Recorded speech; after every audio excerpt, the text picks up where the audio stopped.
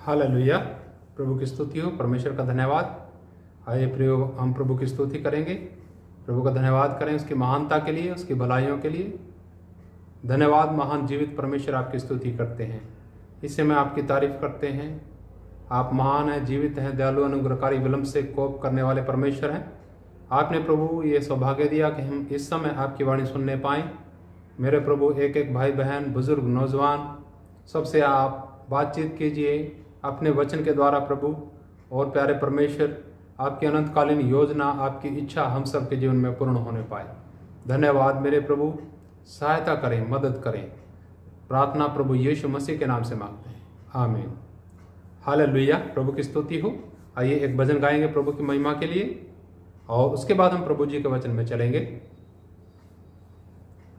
यीशु को मैं सब कुछ देता, सब कुछ करता हूँ कुर्बान। जीऊँगा मैं रोज मसीह में, उस पर रखूँगा ईमान। यीशु को मैं सब कुछ देता, सब कुछ करता हूँ कुर्बान।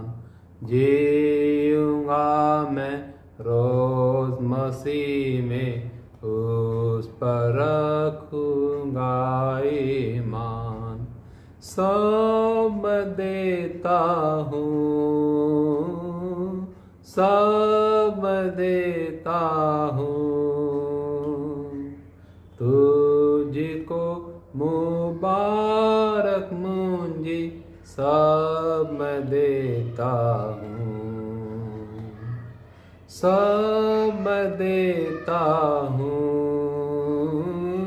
सब देता हूँ, तुझको मुबारक मुंजी सब देता हूँ। यीशु को मैं सब कुछ देता, झुकता तेरे कदमों पर, छोड़ता सारी दुनियादारी, मुझे ले और अपना कर। यीशु को मैं सब कुछ देता, झुकता तेरे कदमों पर, छोड़ता सारी दुनियादारी, मुझे ले और अपना कर। सब देता हूँ, सब देता हूँ, तुझको मुबारक मुंजी सब देता हूँ, सब देता हूँ, सब देता हूँ, तुझको मुबारक मुंजी सब देता हूँ। हालेलुया। प्रभु की स्तुति हो। सब मैं देता हूँ, सब मैं देता हूँ, तुझी को मुबारक मुंजी यीशु सब मैं देता हूँ। हालेलुया। प्रभु का धन्यवाद। आइए प्रियो, हम प्रभु जी के वचन में चलेंगे। हम देखने जा रहे हैं आज परमेश्वर के राज के बारे में। उसको बहुत से लोग प्राप्त करना चाहते हैं, लेकिन कौन है जो उसे प्राप्त कर सकते हैं? आइए हम प्रभु जी के वचन में पढ़ेंगे। मत्ती का सुसमाचार उसका 19 अध्याय, और उस 19 अध्याय में से हम पढ़ेंगे 16 वचन से कुछ लेकर के। यहाँ पर इस प्रकार लिखा है, एक मनुष्य यीशु के पास आया और उससे कहा, हे गुरु, मैं कौन सा भला काम करूं कि अनंत जीवन पाऊं? उसने उससे कहा, तू मुझसे भलाई के विषय में क्यों पूछता है? भला तो एक ही है, पर यदि तू जीवन में प्रवेश करना चाहता है तो आज्ञाओं को माना कर। उसने उससे कहा, कौन सी आज्ञाएं? यीशु ने कहा, यह कि हत्या न करना, व्यभिचार न करना, चोरी न करना, झूठी गवाही न देना, अपने पिता और अपनी माता का आदर करना और अपने पड़ोसी से अपने समान प्रेम रखना। उस जवान ने उससे कहा, इन सब को तो मैंने माना है, अब मुझ में किस बात की घटी है? यीशु ने उससे कहा, यदि तू सिद्ध होना चाहता है तो जा, अपना माल बेचकर कंगालों को दे और तुझे स्वर्ग में धन मिलेगा, और आकर मेरे पीछे हो ले। परंतु वह जवान यह बात सुन उदास होकर चला गया, क्योंकि वह बहुत ही धनी था। प्रभु की स्तुति हो, परमेश्वर का धन्यवाद हो। प्रियो, यहाँ पर हम देखते हैं प्रभु जी के वचन के अंदर एक धनवान व्यक्ति, धनी युवक यीशु मसीह जी के पास आकर के कहता है कि अनंत जीवन पाने के लिए, जीवन पाने के लिए मैं क्या करूं? प्रभु जी ने उस बालक का, उस नौजवान का जो मार्गदर्शन है वो किया आज्ञाओं की तरफ। प्रभु जी ने बताया कि ये आज्ञाएं हैं, ये हुक्म है, ये माना कर, और ये जो चीजें हैं ये ना किया कर। तब उस नौजवान ने बोला कि मैं इनको तो मानता आया हूं, लेकिन कौन सी घटी है मेरे अंदर कि मुझे अनंत जीवन ना मिले? तब यीशु जी ने क्या बोला? यहाँ पर स्पष्ट हमने अभी पढ़ा, यीशु जी ने उससे कहा कि अपना माल बेचकर कंगालों को दे दे और स्वर्ग में तुझे धन मिलेगा। हालेलुया। प्रियो, यहाँ एक दुनियावी धन है और एक वो धन है जो स्वर्ग में मिलेगा।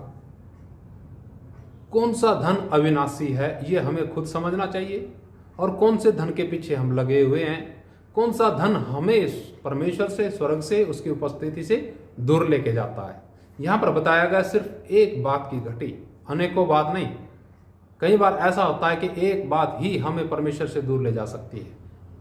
कई बार सोचते हैं कि एक ही तो बात है, लेकिन एक बात ही हमें परमेश्वर से दूर लेके जाती है। एक ये उदाहरण है जिसको कहते हैं हम नकारात्मक उदाहरण, लेकिन एक ऐसा उदाहरण है जो सकारात्मक उदाहरण है। अक्सर हम जानते हैं उसको भी, तो वो भी लिखा है प्रभु जी के वचन में, हम पढ़ेंगे उसे भी एक बार देखिएगा। हम देखते हैं मत्ती का सुसमाचार और उसका 13 अध्याय, उसका 44 वचन में यहां पर इस प्रकार लिखा है, स्वर्ग का राज खेत में छिपे हुए धन के समान है, जिसे किसी मनुष्य ने पाया और छिपा दिया, और मारे आनंद के जाकर अपना सब कुछ बेच दिया और उस खेत को मोल ले लिया। यहां पर भी प्रभु जी ने बताया कि स्वर्ग का राज किसके बारे में लिखा है? खेत में छिपे हुए धन के समान है। किसी को पता चला, किसी मनुष्य ने पाया और उसे क्या करा? छिपाया उस खेत में, और मारे आनंद के जाकर अपना सब कुछ बेच दिया, और वो खेत जाकर क्या ले लिया? उसने मोल ले लिया। प्रियो, उद्धार का कोई मोल नहीं है। यीशु मसीह जी ने कीमत चुका दी उद्धार की। आपके और मेरे उद्धार के लिए प्रभु जी ने अपनी कुर्बानी दी, अपनी जान दी, अपना लहू बहाया, हमारे पापों की कीमत चुकाई। प्रभु का धन्यवाद। उद्धार की कोई कीमत नहीं है, लेकिन उद्धार के मार्ग पर चलने के हर एक कदम की कीमत हमें चुकाना पड़ेगा। हम चाहते हैं वो जीवन जिसको प्रभु जी देना चाहते हैं, प्रभु जी की तरफ से है, लेकिन हम उसे प्राप्त करने के योग्य कब बनेंगे? जब हम सब चीज को त्यागते हुए आनंद के साथ प्रभु जी के पीछे चलने के लिए तैयार होंगे। हमें किसी भी चीज का त्याग करना पड़े, अगर हमारा मन तैयार है, हमारा जीवन तैयार है, तो हम वो धन पाएंगे जो संसार का धन नहीं है, नष्ट हो जाएगा, लेकिन वो धन जो हम पाएंगे वो कभी नष्ट नहीं होगा। उस धन के द्वारा जीवन बढ़ता है, जीवन बढ़ता है। प्रभु का धन्यवाद। प्रियो, इन दोनों उदाहरणों को हम देख सकते हैं। एक जगह नकारात्मक उदाहरण है जहां प्रभु जी ने बोला कि अपना सब कुछ बेच दे और कंगालों को दे दे और मेरे पीछे हो ले। उधर एक व्यक्ति को किसी को बोलने की आवश्यकता नहीं हुई, उसे मालूम पड़ा खुद ही कि उस खेत में धन छिपा है, जाकर के अपना सब कुछ आनंद से बेच दिया और वो खेत उसने खरीद लिया। इसी प्रकार से स्वर्ग का राज है, परमेश्वर का राज है जो हम प्राप्त करते हैं। हालांकि दोनों में फर्क है, इन बातों में फर्क है, लेकिन फिर भी मोटे मोटे तौर पर हम शुरुआत में इसी प्रकार से देखते हैं कि प्रभु के पीछे चलना है, तो प्रियो हर एक कदम की कीमत आनंद से अगर हम चुकाने के लिए तैयार हैं तो हमें कोई बात रोक नहीं सकती। कोई धन, संसार का कोई आकर्षण, कोई ऐसी बात जो प्रभु से दूर ले जाए, वो ले नहीं जा सकते हमें प्रभु से दूर। अगर हम समझते हैं कि हमें क्या दिया प्रभु ने, प्रभु का धन्यवाद। हमें समझ में आना चाहिए कि प्रभु जी ने हमें मुक्ति दी है, उद्धार दिया, वो धन दिया जिसके आगे संसार का सब आनंद फीका है। आइए आंखें बंद करेंगे और प्रार्थना करें, परमेश्वर हम सबको ऐसी समझ दे कि हम स्वर्ग राज के भेद समझने पाएं।